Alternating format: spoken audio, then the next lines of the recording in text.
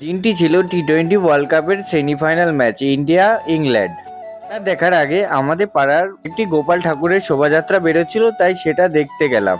শোভাযাত্রার সাথে সাথে অনেক পাড়ার মহিলা এবং সদস্য ছিল। ঠাকুরটিকে প্রণাম করে আমি চলে আসলাম খেলা দেখার জন্য। খেলা দেখতে এসে যা দেখলাম, প্রচুর মানুষ ভিড় জমিয়েছে ইন্ডিয়া ইংল্যান্ডের সেমিফাইনাল ম্যাচ দেখার জন্য। তুমি ইন্ডিয়া ব্যাটিং নেমে দ্রুত গতিতে রান তুলছে নিজের স্কোর বাড়ানোর জন্য।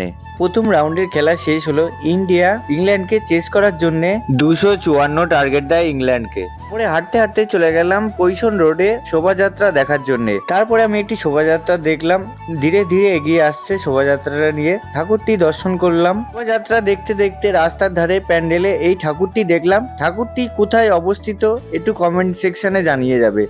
তারপরে শোভাযাত্রা দেখার পরে চলে আসলাম পাড়ায় খেলা দেখার জন্য। লাস্ট ওভারে রান নিতে গিয়ে ইংল্যান্ডের একটি প্লেয়ার আউট হয়ে যায়। ইংল্যান্ডে জিতার জন্য একেবারে 30 রান দরকার ছিল, সেটি চেস করতে পারেনি ইংল্যান্ড। শেষে ইন্ডিয়া উইন হয়ে যায়, চ্যাম্পিয়ন হয়ে যায়। তো তারপরে যে যার মতো বাড়ি চলে আসে। ভিডিওটি ভালো লাগলে সাবস্ক্রাইব করতে ভুলবেন না। নমস্কার।